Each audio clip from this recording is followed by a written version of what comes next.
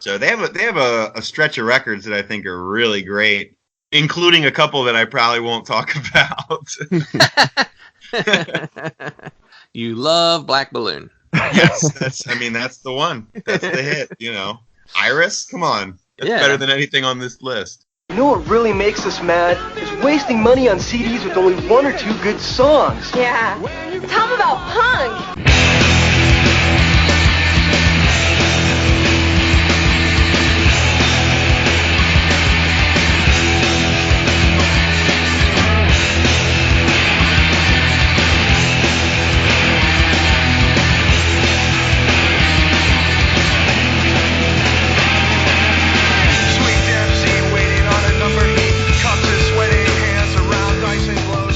What's up, posers? Welcome to Punk Lotto Pod. I'm your co-host, Justin Hensley. I am your other co-host, Dylan Hensley. And this is the show where, using a number generator and the Rate Your Music punk charts, we choose one album and one EP at random to discuss. It is the game that no one wins. I forgot to put that up there earlier. So, I'm trying to think how I should word this. I've been saying this week we have a special guest, but lately we've had a special guest every week. So this is kind of the new normal. So for this week, why don't you introduce yourself and tell people who you are? Hey, what's up, guys? Thanks for having me. I'm Adam Yoe. I guess if anyone would possibly know me in any way, it'd be from writing for No Echo, hardcore punk website, under the handle Dolphin Farts with a Z. So I did a little explanation of that earlier. But we'll leave that to the mythos. It's part of your mystique. Yeah, if I have a mystique or is special in any way. I love seeing those notifications. Like, I just like to think about people sending me, DMs and having to type it in. Like, I don't know. I take some happiness in that. But really, thank you guys so much for having me on. I'm excited. Oh, no, we're excited to have you on. This is another example of someone who interacts with our posts on Instagram or Twitter a lot, getting to come on the show. So it's that easy, people. It's that easy. Regular listeners interact with us a lot. You too could be on a second-rate podcast. Talking about obscure punk hits. Or misses. Yeah. Well, before we get into our album, every week we like to take a look at the charts for the years we've drawn. And this year we got the year 1990.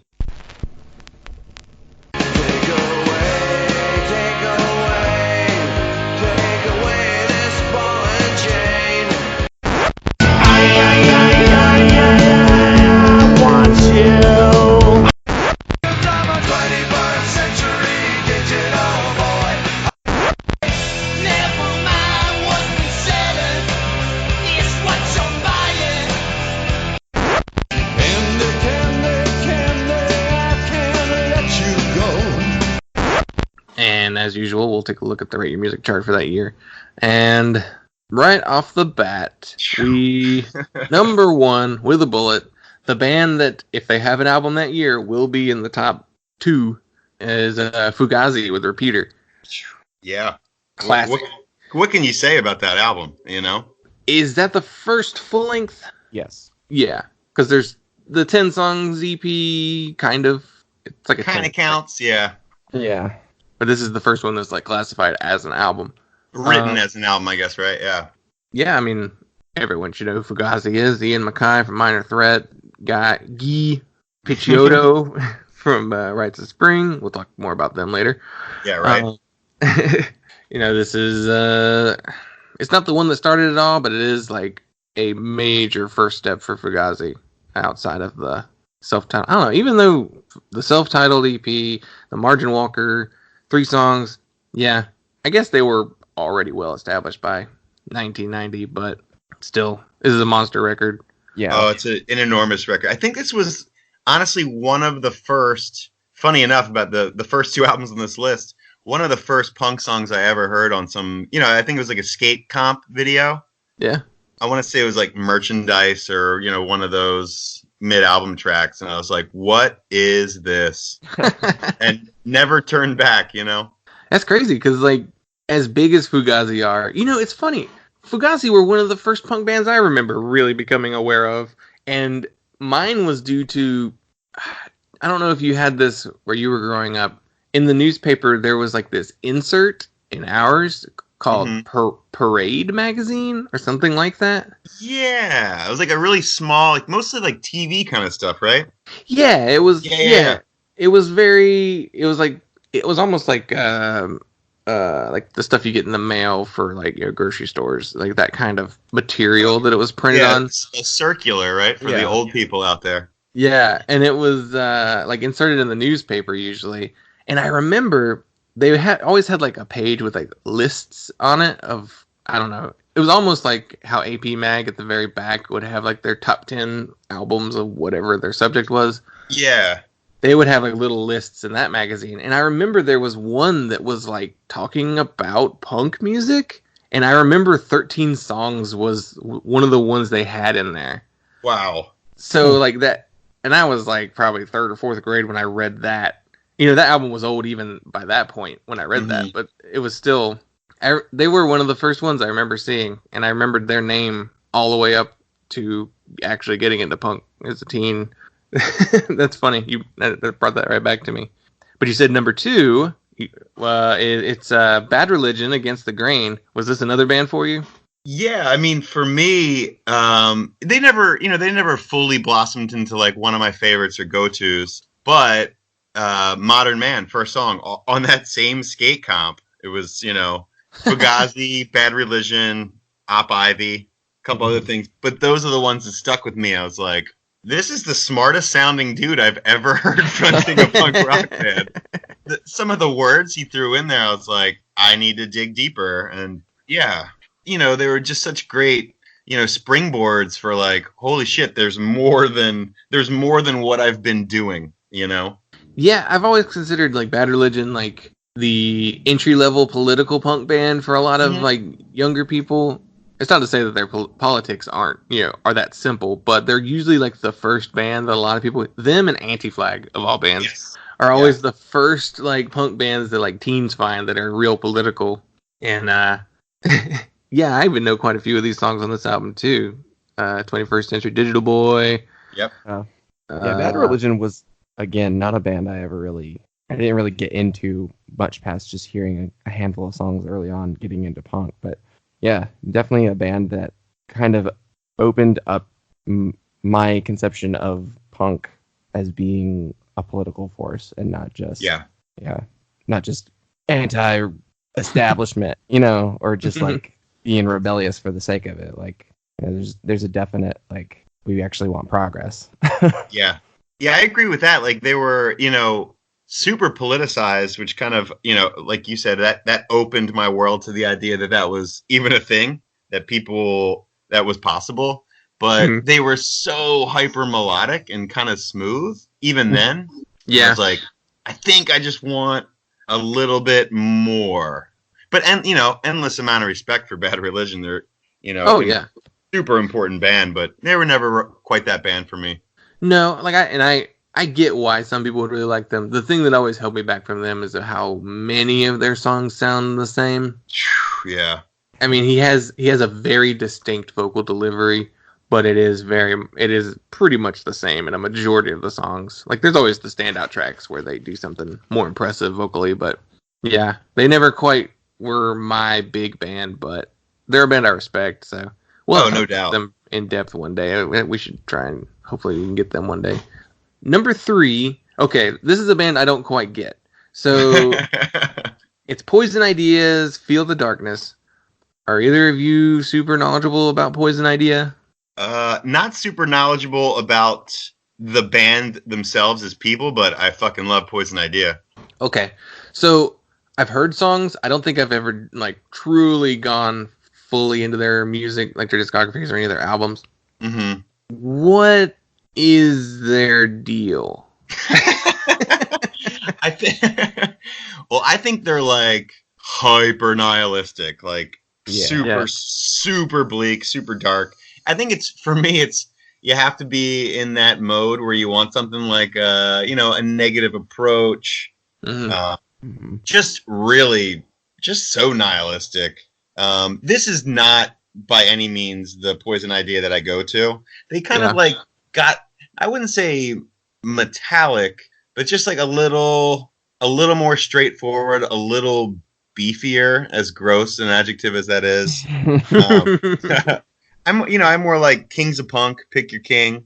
But these guys were like big time. I don't want to say when I'm not sure, but big time partiers. A lot of booze, a lot of drugs. I want to say one of the guys has passed away. They have a lot of members, so that's very possible. Yeah, and they had a member who was like known as being the largest person in punk rock, which is kind of a weird, a weird thing to draw attention to. But yeah, I mean, it's certainly not even in my top, 25. But that's a great niche of hardcore that I can pull on sometimes. But pick your king. That EP, The Record Collectors Are Pretentious Assholes, is a good mini album. Yeah, I've never really connected with Poison Idea. I don't know a ton about them, and I haven't really listened to much of them. Same with Justin. But everything I ever did hear, it just kind of put me off a little bit, so I didn't never really dig deeper.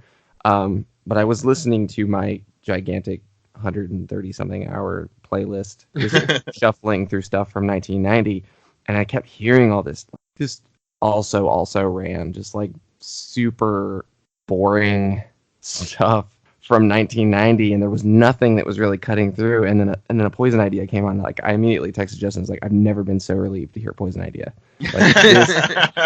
Like, it just makes sense. When you look at 1990, like this record, it totally makes sense, and why it's so high on this list. Like, because once you get past that record, it gets weird and it does, man. Not great.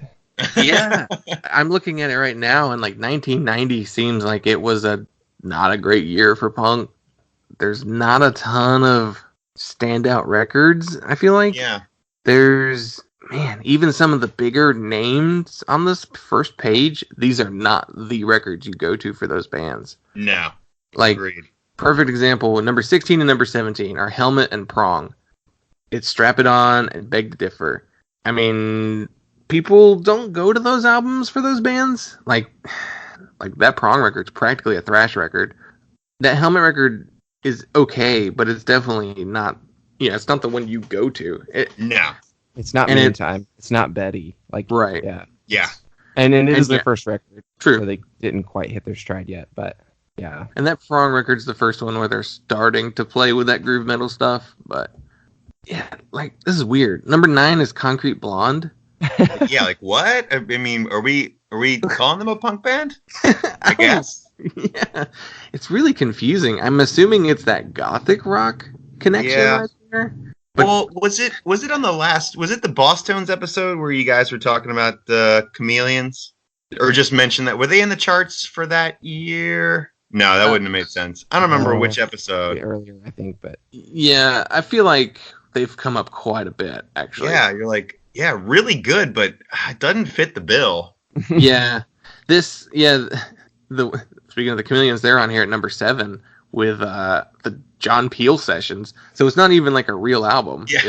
It's a live in studio thing. But we did skip over one really big record. Number 6, Social Distortion, self-titled album. Okay, this one I get. Yes. I'm not the biggest Social Distortion fan, but I do like some tunes by them, and this record definitely has some of the biggest. This was this a major label record?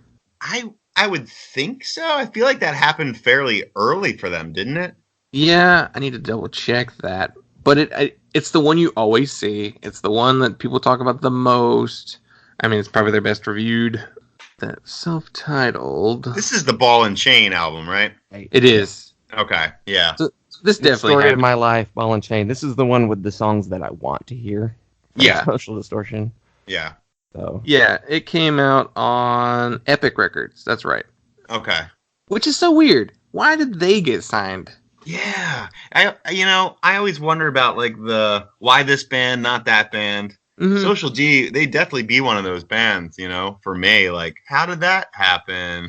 Yeah, they're like this weird, not country, but almost not psychobilly, but kind of like there's a little. Yeah, it is a weird. Yeah, they're one of those real early punk bands where you can tell that they also listen to a lot of country, yes, and like the Rolling Stones, and definitely.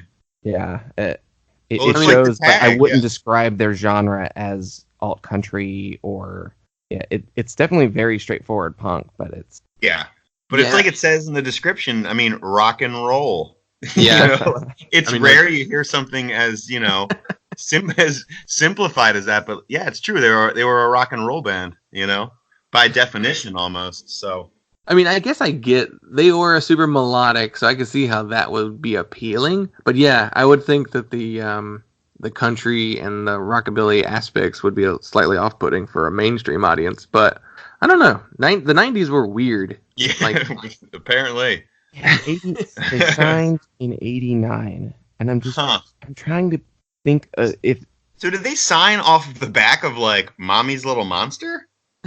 That was 83, and there's one. No way, Jesus. Prison Bound is 88, so that's the one that got them the attention, I guess. And what's on that record? I guess the song "Prison Bound," but I wouldn't know anything else. I mean, were they an LA band? They were. Yeah, I want to say they were. California is as close as I feel comfortable saying, but Fullerton. I'm not sure where that is in relation to LA, but. They probably played in LA a lot. I have a feeling they could have just got signed due to live shows in the area, maybe. Yeah. That's Orange County, so yeah. Yeah. So, yeah. And like you said, it was a weird time, like there weren't a number of bands to choose from, I'd imagine. No. Well, I'm just thinking, like, when you look at what mainstream music was doing in '89, it's pre-grunge. Yeah. In the waning years of hair metal. It's in really just a weird period for like more straightforward pop in general. Yeah, there's a lot of goth rock inspired stuff. There's a lot of So maybe it was just some ambitious A&R guy who was just like, this is going to be it. Yeah. Cowpunk is the next wave. It worked. He's like, start investing in bowling shirts and tiki torches right now. I mean, yeah, it went full on in like probably 95 was when that shit was like full blown, but martini and dice, Number 8 on here is The Cramps, Stay Sick. This is one of Ann Lapore's favorite bands. And that record I didn't get a chance to really listen to, but I did hear one song off this record, and I was like, okay, later Cramps does have something to offer for me. But it's funny, this is number 8 overall, and I think that kind of shows you what 1990 is like. Yes. The Cramps are a good band, but you don't typically see them in the top 10, even the earlier material.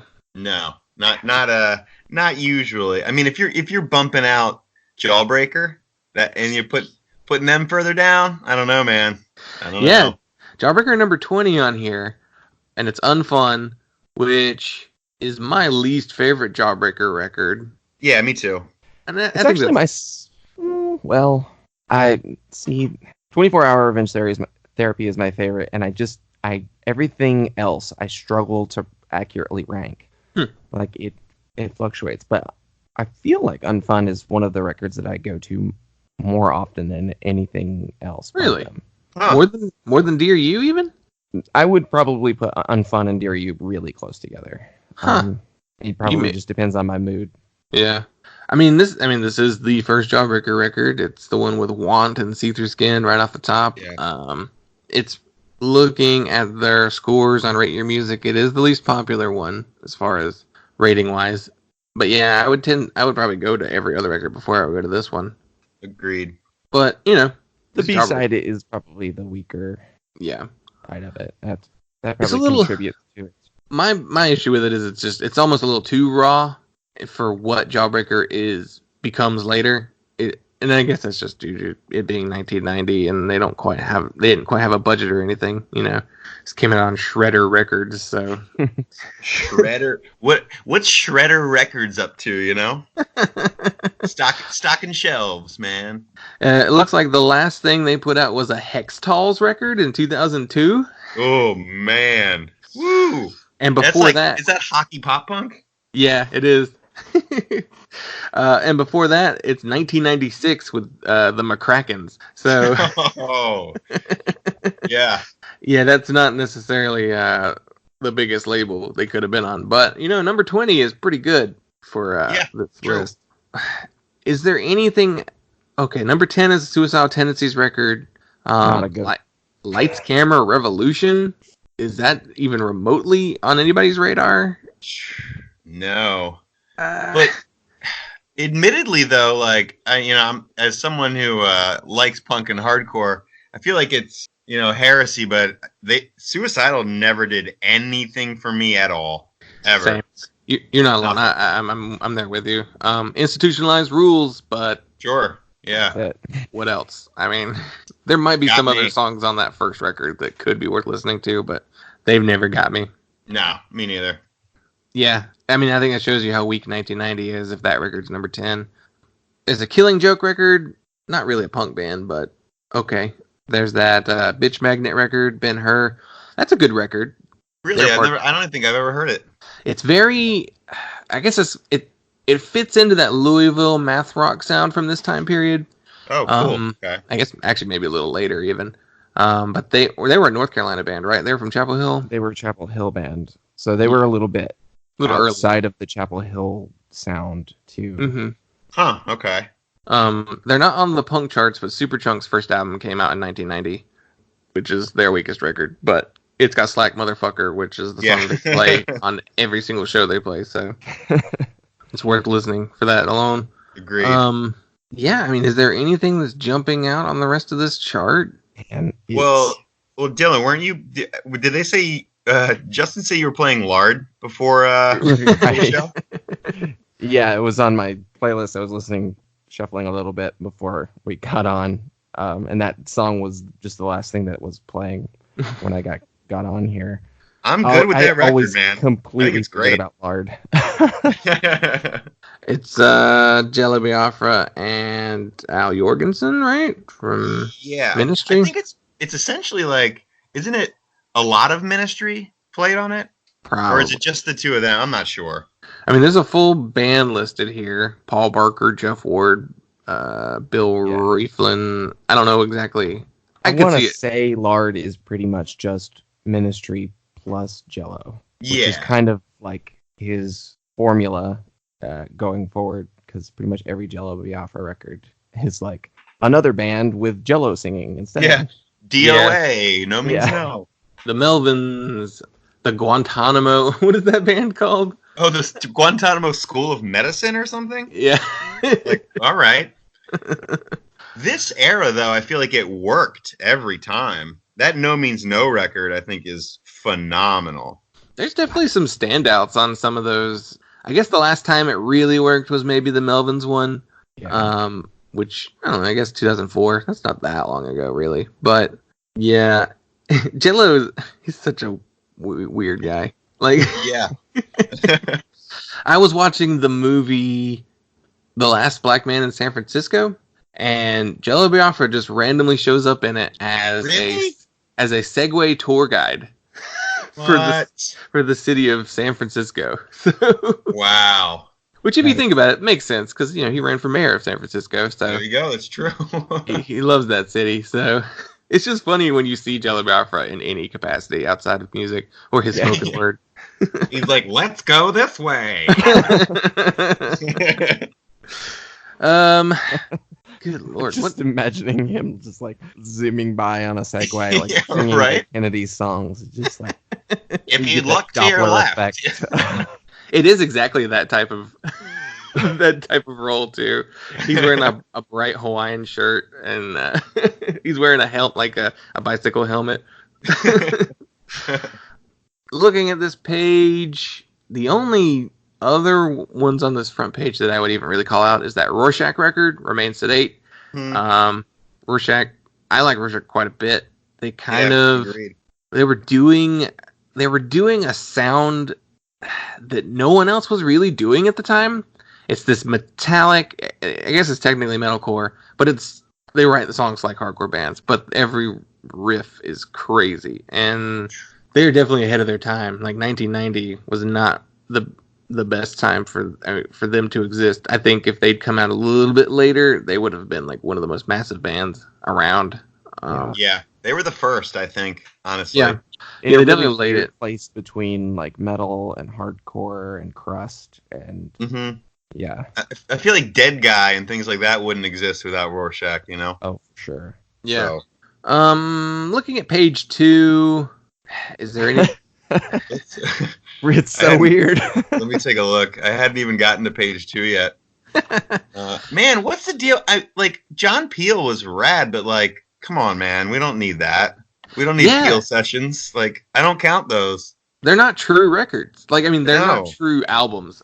Yeah, they're live records, essentially. Yeah, radio music is weird when it comes to what they classify, because I think there is a way to sort out live albums, correct? No, I guess not. All right, I will say archival or live, but yeah. Let's see. All right, I mean, I'm not gonna bypass a couple of these. Like Green Day, I love Green Day. I absolutely love Green Day.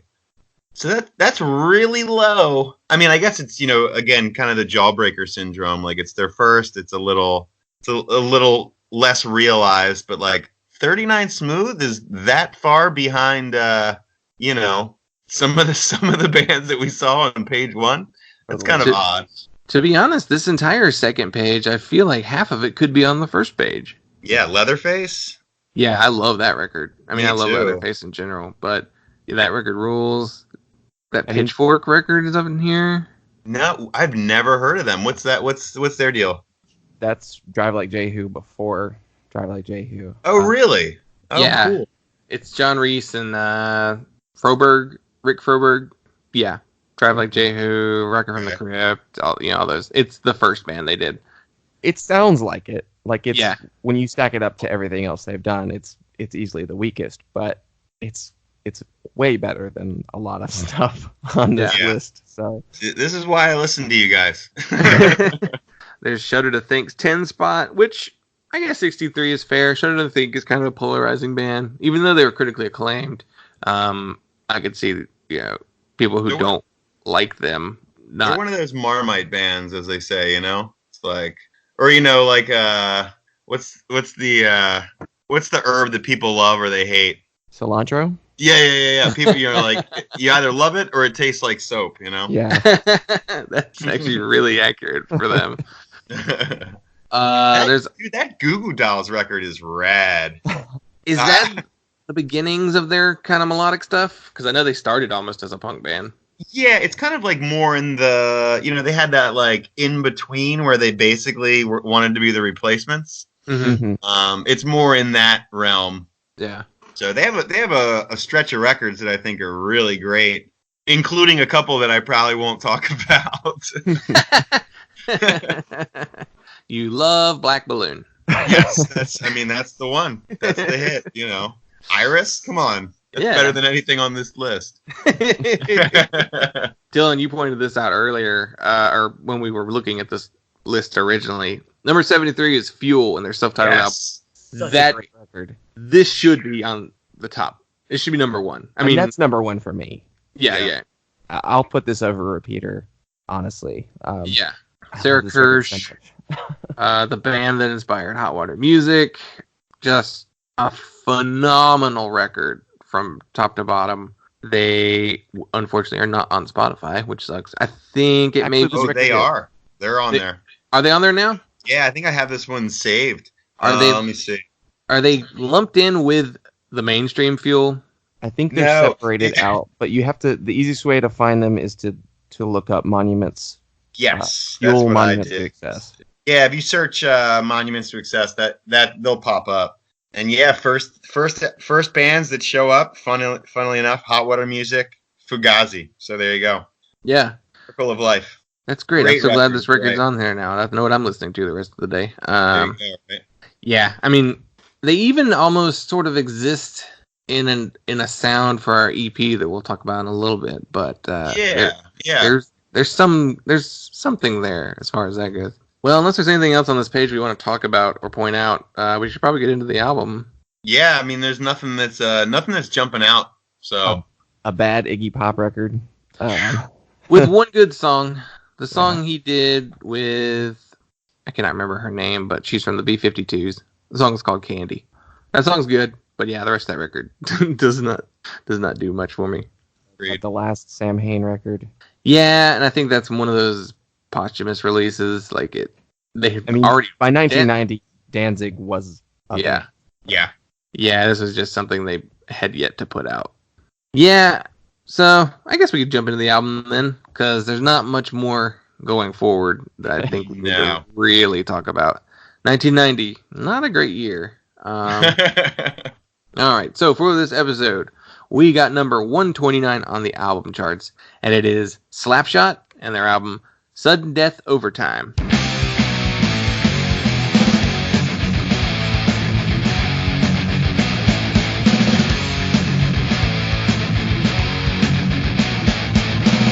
Firewalker, a smooth talker who likes to brand the weak.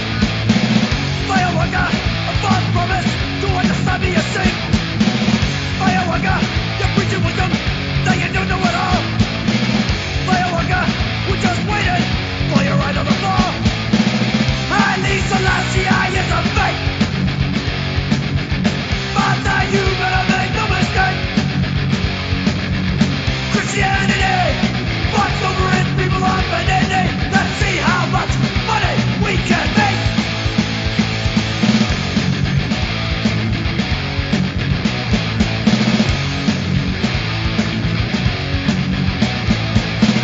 Firewalker, truth seeker, seeks a bigger lie. Some basics out of the way. Slapshot formed in 1985 in Boston, Massachusetts. This was released on Tang Records, who released albums from the Mighty Mighty Boss Tones, the Lemonheads, and the Dropkick Murphys. This is their third album. Rate Your Music only shows it as their second, but they classify their very first album as an EP. So I guess technically due to the number of songs, but it was pressed on an LP. The personnel for this record is Choke, aka Jack Kelly on vocals, Jordan Wood and Steve Ristine on guitars, James Sharapa on bass, and Mark McKay on drums. Chuck also fronted Negative Effects, and James was in SSD Control, which we talked about previously. And the record was produced by the band and Tim O'Hare. Tim also produced records from Sam I Am, The All-American Rejects, Say Anything, and Hot Rod Circuit. Weird. So he had a strange career. All right. We'll let Adam, we'll let you go first since you're the guest. What did you think of this record? I have so much to say about this record. So I love hardcore. Mhm. There's a big butt coming. Oh yeah, I could tell. But I love hardcore. You know, my entry point was anything but these bands. I always had a huge aversion to like quote unquote tough guy hardcore. So like I was really pushed away by like Slapshot, Madball, Biohazard, Cro-Mag, basically all the bands that I would be terrified to meet if they listened to the episode. I've since come around on nearly all of these bands, Slapshot included. I will just start by saying it's sure as hell not this album that that turned me into a moderate Slapshot fan. A Slapshot appreciator. Yes. You gotta listen to things he's not saying. You've really got it. It's the notes they're not playing on this album that really, really make it a great album for me. Like you hear everyone say this, but like I got into punk rock to escape these kind of dudes. Mm-hmm. I've always felt more akin to like the I Hate Sports 7 Seconds kind of stuff. Yeah. So I'm sure we have plenty to say. I want to throw it to either one or both of you, because yeah. All right, Dylan. You seem to have a lot to say. What are you thinking? Okay, so I want to start off by saying there are a lot of good riffs on this record. Mm-hmm. Sure. I That's the advantage of having two guitar players. Right. I don't outright hate the basic sound. Mm-hmm. Like I don't really dislike his voice. I mean, and right, it falls in that tough guy sound, Boston hardcore, New York hardcore sound that has never been my favorite, but I can dig it on occasion. But I don't think they're good people. Yeah. So I guess I'll throw my opinion out here now. I'm kind of with you, Dylan. Like I like the overall sound of this record. I think there's music guitar wise, there's a lot to enjoy. Like they're definitely trying something a little more advanced than your typical hardcore band at this time. Like there's some interesting guitar leads. They're not the best solos, but they're well done for what they're trying to do. The overall songs themselves sound good. The vocals sound good for the most part. It is a little bit of tough guy. I'm the same. I'm not into like tough guy hardcore.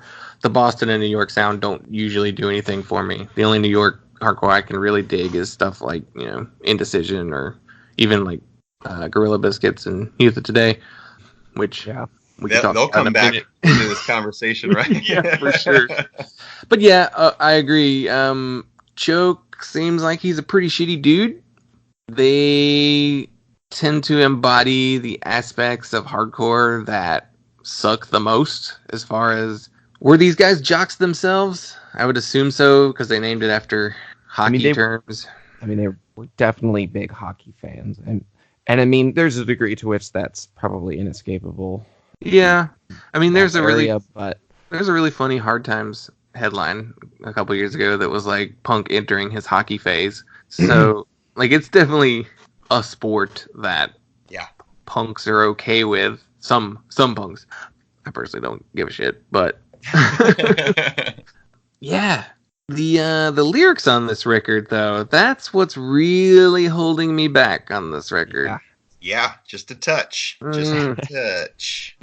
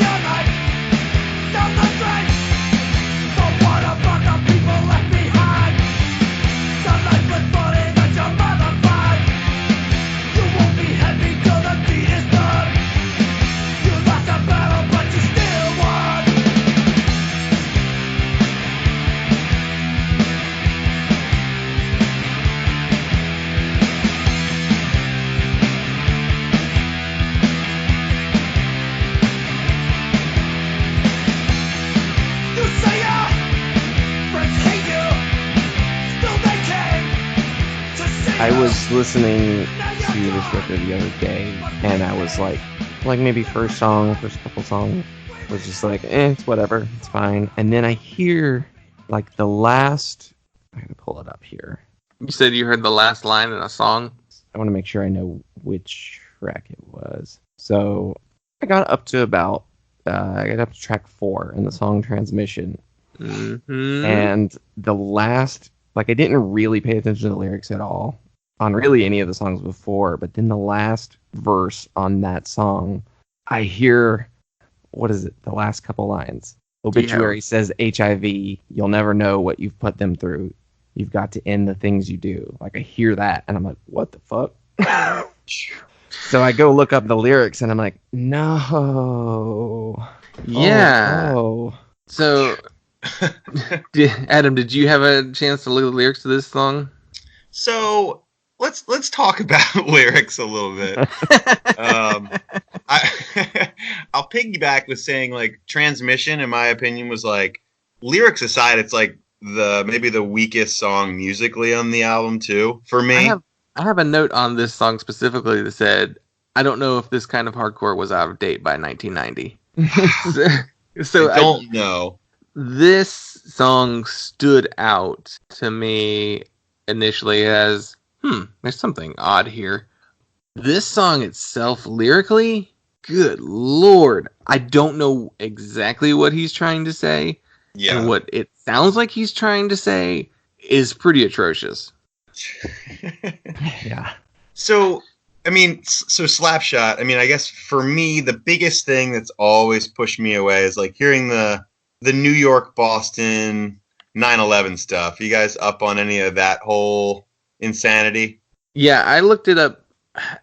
So yesterday I was looking up terms like Slapshot racist, Slapshot offensive, and then I saw the word Slapshot apology, and I was like, what's this? Oh, yeah. And yeah. What, Dylan, do you know what this is? No, I didn't come across this. I came across some other more recent, like, irritating Slapshot information. Adam, you can tell us. I don't want to give it too much lip service, as ridiculous as the whole thing is, but obviously in the song on this album, Sudden Death Overtime, Something to Prove, where they're talking shit on Youth of Today and the New York scene. Mm-hmm. I mean, come on. Ray Cappo is a million times the front person. But later on, I don't know what album it is, probably an oft overlooked album later in their career. But after 9/11, they have a song on an album called Fuck New York. And literally the lyrics in the song are, but 2 planes later and you're still there. Keep looking at the sky. And I don't really know what there is left to say about stuff like that. I think I read something that said he was glad 9/11 happened. I think that was I've heard similar things. Direct line that I read. And then he made an apology, but I don't know. This guy. So you said Something to Prove starts off with a voicemail from, I guess, a listener, maybe, or a fan of some sort, where he says, I just wanted to know how Youth of Today ripped Jack off and why he hates Bold so much. Yeah, I just wanted to know how Youth of Today ripped Jack off and why he hates Bold so much.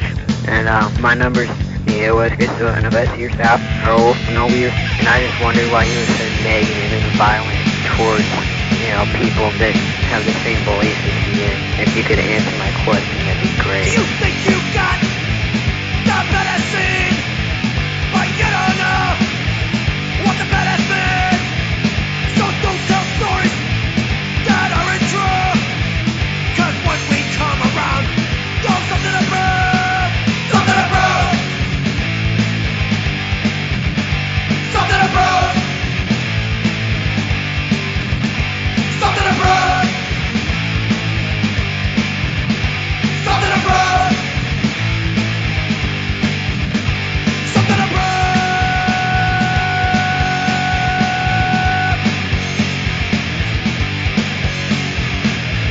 You keep on bragging about the so-called crew. But we don't say. First of all, Youth of Today, way better. Oh my, so infinitely better. And I probably like Bold better. I'm not as familiar with Bold's music, but yeah. What else is there's? I looked up the lyrics to every single song on this record because I was like, I gotta know what this guy's saying. So they're a straight edge hardcore band, but they're the type of straight edge hardcore that's like, we think everybody who uses drugs should die, or we'll beat up anybody who drinks, and it's like the thuggish aspects of straight edge. Well, there's this. Yeah, I mean, it's the whole like, you chose to do this, like, completely glossing over like addiction is the mental and like. Yeah. I mean, just the idea, obviously, like they predate like the hardline kind of stuff, which even scarier to me. Right. But But yeah, just the way they presented, like even having like the hockey sticks on stage with menacing looking dudes, like it's not my thing, man. I get it. No. Not my thing.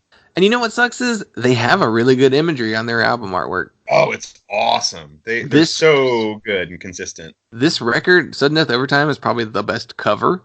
It's it's an illustration by, I have it written down in my notes. It's an illustration by an artist, a tattoo artist named Paul Slifer. And then there's the designer of the cover is a woman named Jane Gulick, who designed a ton of other records for Tang Records.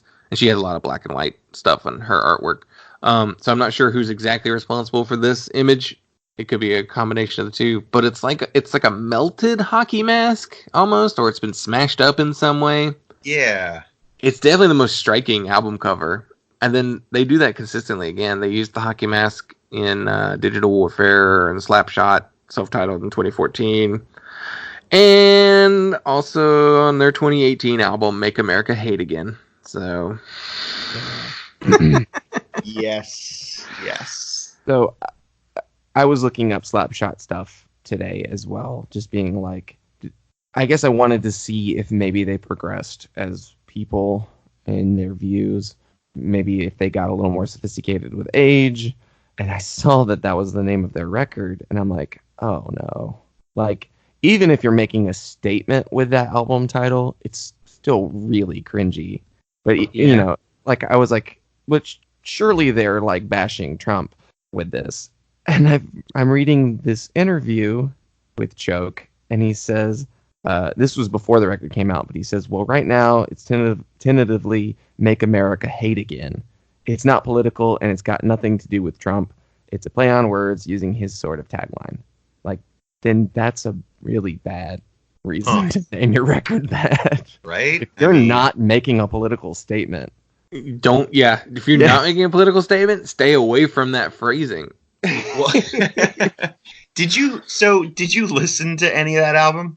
No. I had to. I was like, I just want to see where they stand alongside some of the legacy acts. I feel like Agnostic Front, Sick of It All, some of those bands like continue to put out pretty consistently decent hardcore records. And sound-wise, it's okay, but when the first song is called Edge Break Your Face, I was like, no, I'm good. I checked in. You're still around. This is where we're at. I'm moving along. Yeah, that, according to Rate Your Music, is their lowest rated album. It's got a 2.74. This one has a 3.42, so it's kind of in the middle. It seems like everyone's favorite era of Slapshot is the 90s, 95, 96, 16-valve hate, and old-time hardcore. I sampled a little bit of those, and actually, they got better. Dude, old-time hardcore is pretty dope in a lot of places. I was surprised at how good those records sounded. Part of it, I think, is due to the fact that no one in the original lineup is on those records. So this was the last record for everyone except for Choke. And then in 93, he put out an EP called Blast Furnace with a bunch of new musicians, and it's an industrial metal EP. Really? Yeah, he pulled a Danzig, I think, and went in a completely different direction, and everybody was like, no thanks. And that's where 16-valve hate came back into like straight up hardcore, and that's when people were kind of jumped back on board again. But yeah, he had a different lineup by 93, so the next album in 94 was this new lineup, and yeah, it's the following two records that really did it. And I was looking too about, this is the first album with James from SSD, and he plays bass on this record. And the second guitarist on this record, Jordan, originally joined the band to play guitar, and they were going to be a 2-guitar band, but then the band's previous bass player left, so he moved over to bass, and then by the time they got Jamie, then Jordan could go back. So this is like the first record with 2 guitars in the band, and you could tell this is them like, hey, we got 2 guitars now, let's try some stuff out. There's some decent solos in here. But yeah, the lineup changes, I think, what kind of revived them in people's minds. Because I bet if they'd continued in the same direction that they'd gone from this, they would have fallen off way earlier. Perhaps. I think you're right. I did want to point out one of the most memorable moments of the record is their cover of Jefferson Airplane's White Rabbit.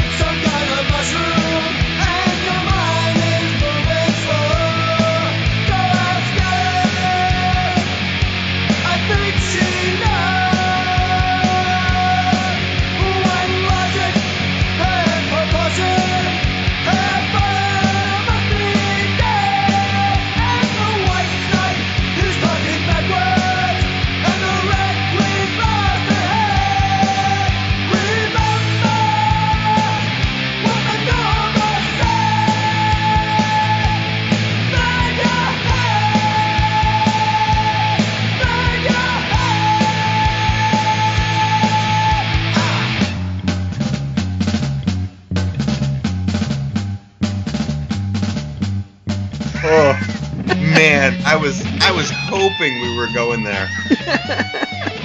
Told them that was okay. Like, woo. Let's take a song that actually requires singing. And we're going to use it, this hippie drug culture song, to talk about how drugs are bad. That is one of my favorite things, when a straight edge hardcore band takes a song about drugs and uses it for their message. Right.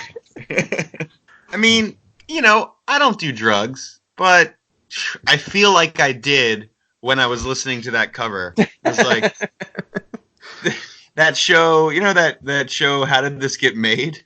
Like, I'd love to know the story. Part when it's just choke and the snare drum for a second, I'm like, oh. You do not need to be isolated here, buddy. I can't even imagine them listening to this song. Yeah. Like these tough guy Boston hardcore dudes listening to Jefferson Airplane. I mean, I know it's a massive song and everyone knows it, but come on. It's just, I don't know. I want to know if they had any other bands like this that they knew and listened to. Maybe they listened to the Damned version of White Rabbit. Hey, there you go. That's right. To learn the song. They at least listened to it once. Let's put it that way. Yeah. Oh man, it is. I just can't believe no one listened to it and was like, "This is really bad. You shouldn't release this." Yeah, that passed the ear test bad for a lot of people, right? Somehow. Yeah. Like, why did this producer dude let them go? Maybe he did, and they were like, "No, it'll be great." But would you tell Choke, "Hey, man, that wasn't very good"? I guess not. I wouldn't tell that guy anything. No. He's going to listen to this pod. If he listens to this, I live in Juneau, Alaska. Yeah, I'm operating under a pseudonym. I was gonna say, are you gonna get your no echo writing license revoked for talking shit on Slapshot? The coolest thing, man. I mean, not to go in on no echo, but Carlos, that runs the site. I think he was in a bunch of like old, rad power violence bands, like Black Army Jacket and stuff. But yeah, total sweetheart. Lets people put whatever they want, hot takes or not. He doesn't censor anybody. It's really cool. So yeah, and I also don't think it's controversial to have a negative opinion on Slapshot. I don't think so either. Yeah. So sound wise, it's a very 1990 sounding record. Production wise, I noticed it especially on the bass work. It's just like there's a certain little time period where you're like, oh yeah, this was either between 89 and 91. Like it's got this weird, I don't know what you call that bass tone. I don't know. It's very strange sounding, and you don't hear it in anything else except for stuff from this time period. Yeah. The guitar work feels a little choked off at places, no pun intended. Like it doesn't quite have the crunch or the ring out that it needs. But again, that's 1990 production. Yeah, it is interesting. I don't know that I'm gonna come back to Slapshot ever. Fair. Not for me. He's too problematic for me to even really entertain a lot of time, but what would everyone rate this record? Dylan, you can go first. Like a 2, probably just a 2, just for the music. Yeah, I'd give it a 2.5. Like I think the music itself and the overall sound of the record itself is pretty decent, decent to good in places. It's not super memorable in a lot of tracks, but yeah, that's where I would put it. If we're playing The Price is Right, I'm gonna be that person that says $1. Mm-hmm. So nice. 1.9, let's say.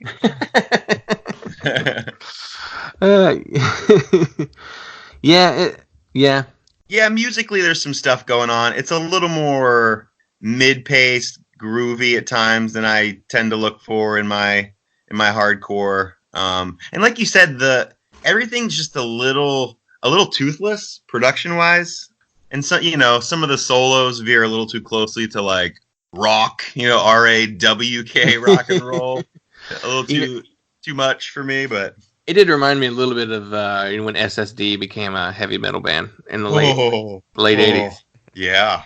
So, that's how those solos felt to me. Or like those Gangrene songs. Yeah. Boston has a habit of doing that. Yeah, let's get into our EP because we've already gone an hour and I have a lot to say about this EP. So yeah, me too. We got number 10 on the EP charts, and it is Rain, and their EP. I'm gonna ruin this. Vache qui rit.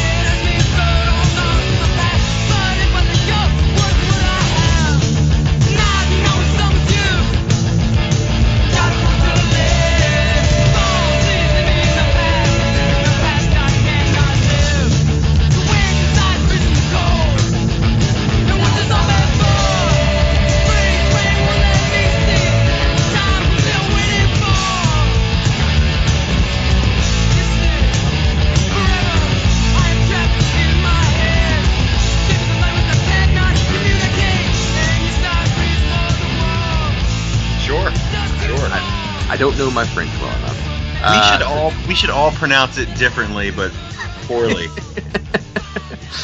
It translates to the Laughing Cow, which is why you get a ton of Laughing Cow brand products when you Google search for Vache qui rit.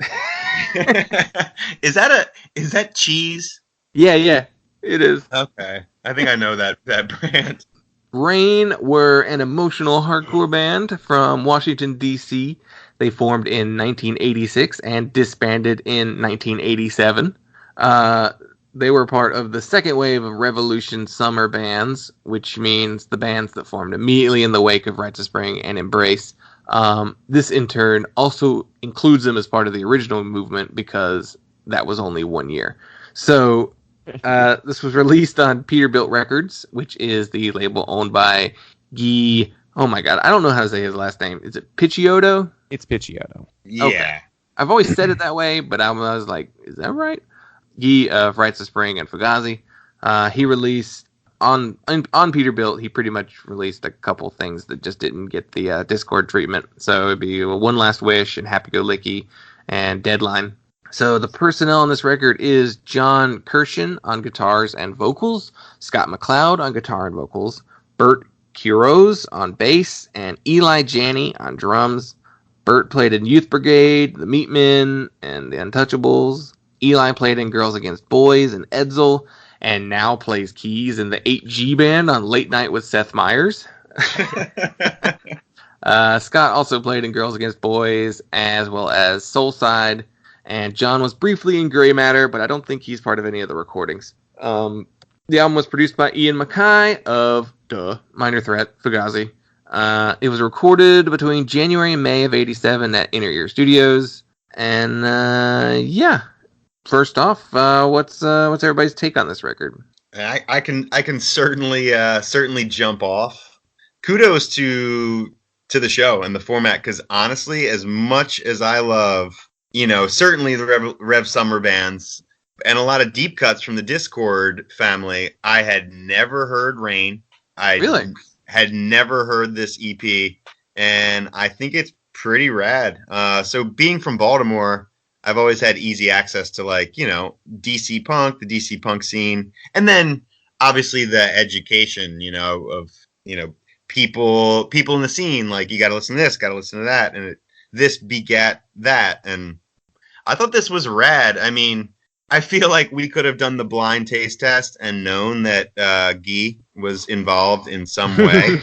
The voice, the vocal patterns, There's a lot of Guy in there. There's a lot of Rites of Spring, which is certainly not a bad thing. But for a short-lived band, I'm really shocked this hasn't enjoyed the revisit that people give, or the reappraisal people give some other bands to this era, like Swizz, stuff like that.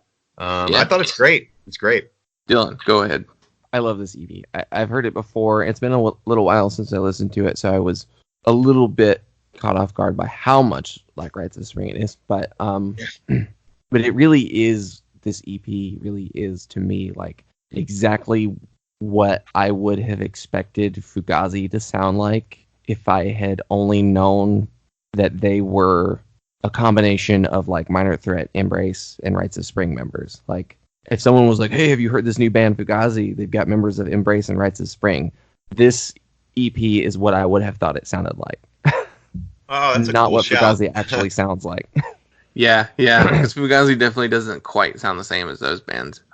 Well, I'll go. I have been championing this album for years at this point. I got into them early into my Tumblr days. So this was a band that kind of floated around a lot on the music blogs in like 2009, 2010. I got into them around the same time I discovered my love of Embrace and Rites of Spring. This is a kind of emo that there aren't enough bands that sound like this, and so anytime there's a band that comes even remotely close to sounding like this unique brand, I'm obsessed with them. So Sarah Kirsch's mini bands come close to this. Admiral, which was released their self-titled EP the same year as this. Mouth Breather in like the late 2000s, end of a year before they changed their name to Self Defense Family and slowed down. The Hated, a little bit more obscure. I mean, I even like Ignition, the Alec Mackay band. I was gonna say the same thing. Ignition, really, to me, and I think Well, I guess that was like 90s, but the stuff that even that Grey Matter was doing in the 90s, Thog is like one of my favorite Discord albums. And just a lot of those bands really, like you said, they took a lot of this from Rain.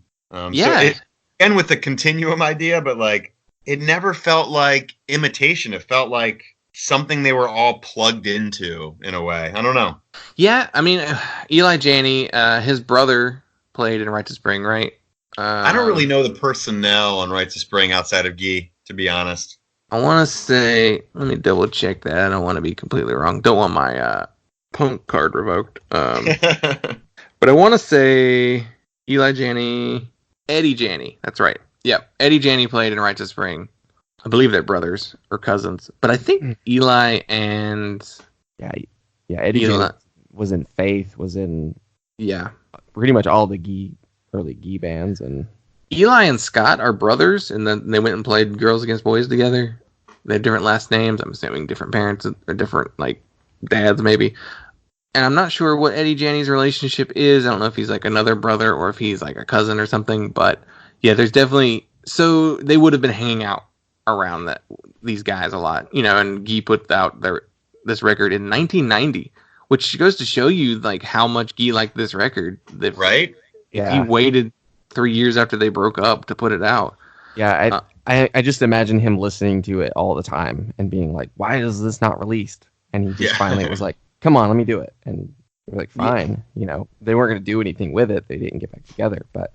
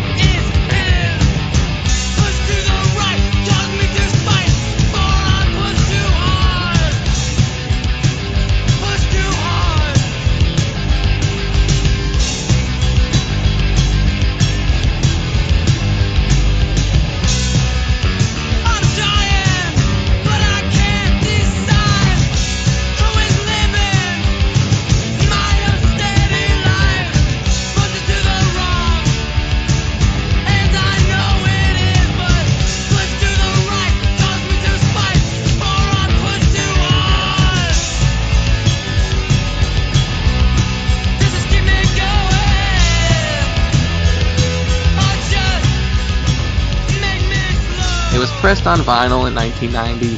It's never been repressed on vinyl. That's why if you see copies, they go for over $100. Whoa. I saw the last sold one on Discogs went for $160. So if anyone has a copy they'd like to sell me for less than $100, please email me at punkladdopod@gmail.com. I would love it if Discord to repress it. They pressed it on CD in 2007, which might explain why I found them not long after that. So there may have been a renewed interest in them with the CD reissue. They only recorded twice. It was this EP and a demo tape as a three-piece without Scott. And the only other thing that they showed up on was the State of the Union comp from Discord Records. The song Worlds at War is on there. Song-wise, I love all of these songs, but I'd say the song Snake Out, track 3, is the one that stands out the most to me. It's the one where the music cuts out and they're just singing and harmonizing, and they've got like a round going over top of it. I think it's one of the greatest like DC hardcore songs ever written, and it's a shame how few people even know the band at all. I guess they fall under the idea of just being an also ran of the Rev Summer sound, but I love this record. I think I like this record more than a lot of the other ones from this time period. Yeah, I mean, I'm again thankful that you hit me to this one, but so I haven't had as much time to sit with it, but I've listened a few times. End of My Mind, that song just slays me. Yeah, it's got really fun. Desperate. Ugh. Yeah. This whole thing is good. Worlds at War is great. Mm-hmm. The last track, Rivers, is really good. The opening track, Time of Year, is great. That time of year, man, I love it so much. I think it's It's a perfect 6-song sampling of, I don't know. I don't even know what you would describe it as. Yeah. Well, and the interesting thing too is that like the bass work is so upfront, and I hate to use this word, but it's so like bouncy. It's just tasteful. It kind of reminds me of for whatever reason, it kind of reminds me of Crimshrine. Not musically outside of the bass, strictly the bass, just like it's fucking joyous. You know, these bands, especially the Rev Summer bands, always seem to be able to capture a feeling that I can't really put my finger on that nobody else really did. You know, there's like a celebratory but resigned kind of vibe that I just think is so cool and so developed in a way that most bands never get. It has a brighter, like I guess more upbeat is what it is, but it's more fun to listen to than a lot of the previous Discord bands. Like, yes, they're all more steeped in the aggression aspect. And then even the later Discord bands, there's a lot more of like a little more artiness to it, a little bit more intellect, I guess, intentionally thrown in there, like thought-provoking music. Whereas this is like, let's try and just construct like these really great riffs around these. Yeah. And Revolution Summer bands, like, we're actually trying to say something too. I mean, it's hardcore kids listening to U2 and actually merging those things together successfully. Yeah, true. Yeah, you're right. I mean, kind of like taking the ambition, but not the not the financial ambition of some of those bigger minded bands like U2. That's a good point. I never thought about that. Who was it who said that was them doing U2? Which band was that? I mean, now it's Embrace. Like, yeah, he called it their U2 band or something like that. Interesting. I didn't know that.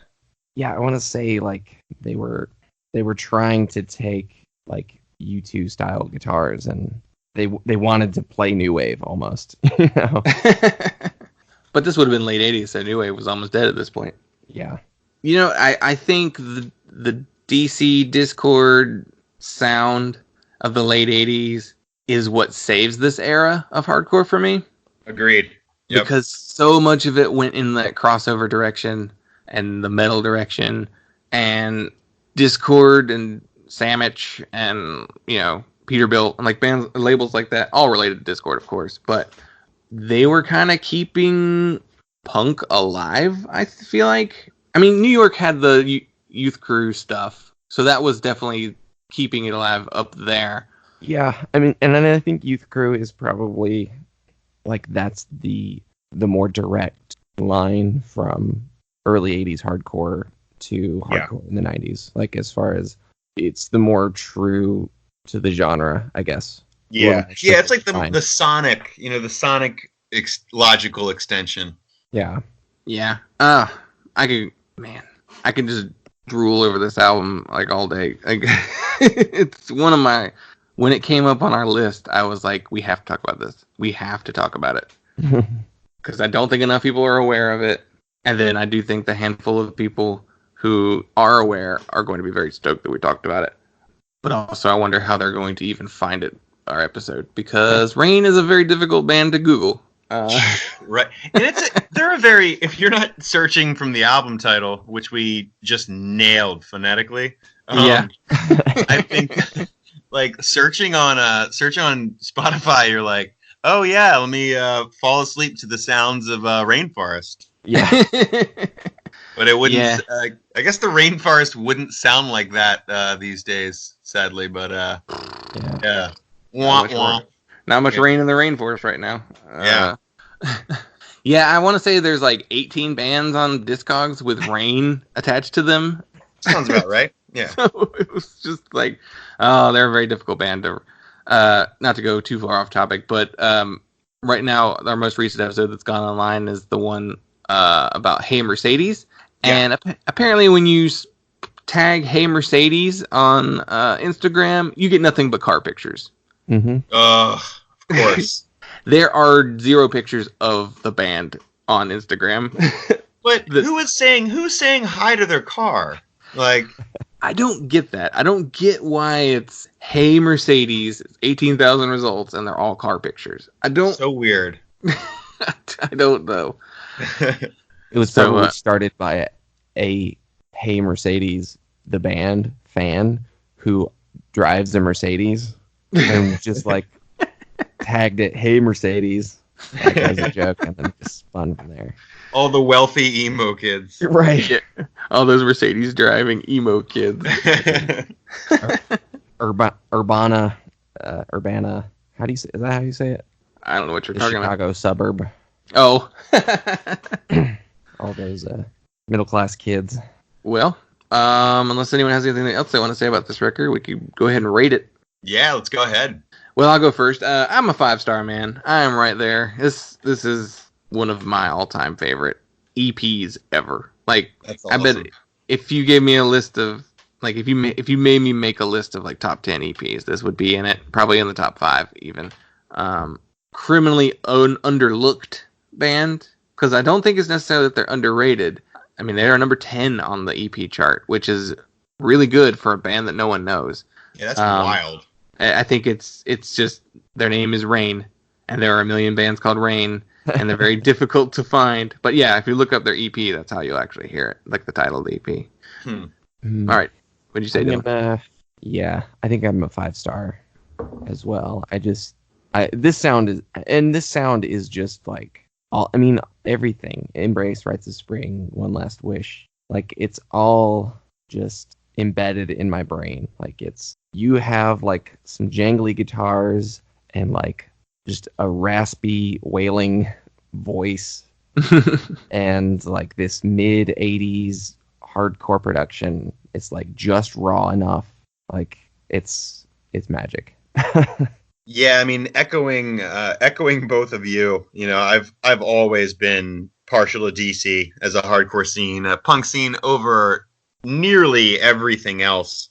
I haven't spent enough time with it for me to feel like I've earned the right to give it a 5-star review, but it's going to quickly creep up into that territory. I think it almost immediately sits alongside a lot of that Rev Summer sound. So yeah, I'd give it high 4s for sure. It's nice. It's rad. 4.8. 4.8 and moving. So yeah. I mean, it's definitely, if you've never. I mean, I would usually play clips of the song of some of the albums when on the show, and if you like the little samples that you're hearing right here, go listen to this whole thing. It's not long. It's 11 minutes long or something like that. It's really short. Yeah, I almost knocked points off just for it being too short. Yeah, just wish there was like a buried full length somewhere, you know? Yeah, and like I've even listened to the demo version, and it's the same songs with one less guitar, so it's even like a lesser version. But I was hoping that there was like, oh, maybe there's a song on a compilation that I haven't heard, and no, the one that's on State of the Union is on this album. So yeah, maybe one day Discord will reissue it. You know, Discord's pretty good about putting stuff back in print after leaving it out of print for a long time. So yeah, you're right. They're pretty custodial about that stuff. You just wonder if this sits in there. I mean, would they own this, you think, at this point? Well, they did the CD reissue in 2007. Okay. So, and it's on their website. Like, if you look them up, it takes you directly to the Discord site. So they definitely take some ownership of it, I guess. And they would have distributed it, you know. That's true. Yeah. They did that with all the Sandwich and Peterbilt stuff. So maybe I'll email this episode to Discord Records and see if we can get them to send us some copies of. There you go. Quick shout to Discord, man. We were the name was coming up so much. A couple nights ago, I saw Hammered Hulls. Have you guys heard them yet? The new Alec Mackay. Oh no! So it's Alec Mackay, Mary Timony, a guy, I can't remember the guy's name. A guy from I think Mark Cisneros from A Million Bands. And then, the drummer for Ted Leo, Chris something. Huh. But they just put out a 7-inch on Discord, and it's rad. You should check it out. Yeah, I have not listened to that. Hammered Hulls? Yeah, Hammered Hulls. Hulls. Yeah, the ship. I think it should be everywhere. I think it's on Spotify, but Nice. They're great. I'm just always shocked that all these people from that scene in particular seem to stay inspired, and I don't know. It's just wild. What kind of music is it? I'd say it's like it's a little more driving and post-punky than like the last like 15 years of Discord. It's kind of seemed to be. It's a little experimental at places, but if you listen to, I want to say it's the title track from the 7-inch, it's pretty straight ahead, a little angular, as annoying as a descriptor as that is.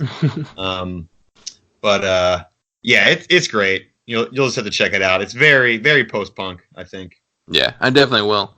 I'm surprised this slipped by without me even knowing, but well, awesome. So next week we pull up my notes. We got the year 2008, and it is number 518 on the album charts, and it is "This Bike Is a Pipe Bomb" convertible, and our EP is number 42, and it's Seosin the Gray. A little folk punk and some mall emo for you next week. But one of those I really like. It's Seosin, right? Seoson's one of those bands that I don't think I ever actually heard. Yeah.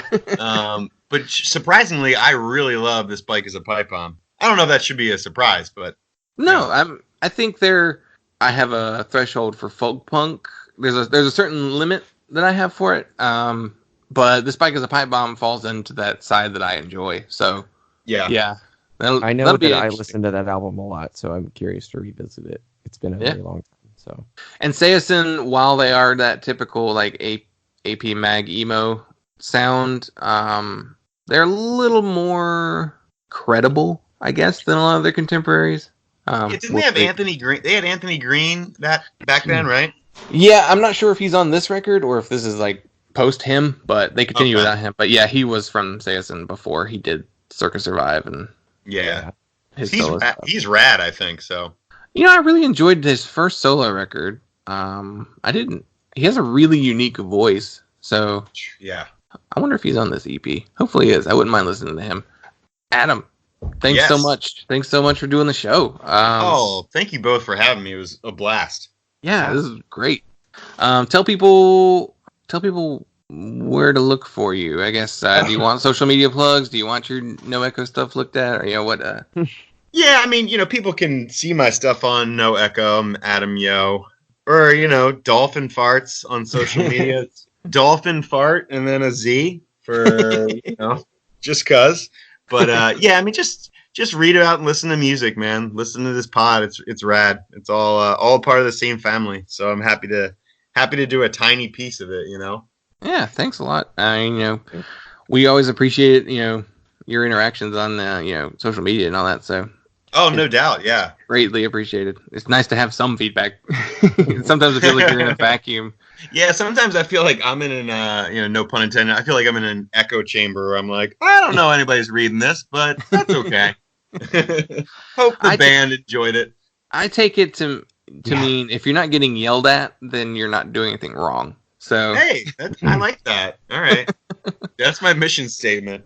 Most people tend to enjoy things silently without talking about it too. So I agree. Yeah, people are weird about praise, man. I don't know why. It's strange to me, but yeah. Well, thanks a lot, and hopefully maybe we can have you back again sometime and talk about. I mean, you got a good episode today, really. I think, but oh man, yeah. I kind of lucked out with the draw. So thanks for letting me kind of choose. So appreciate.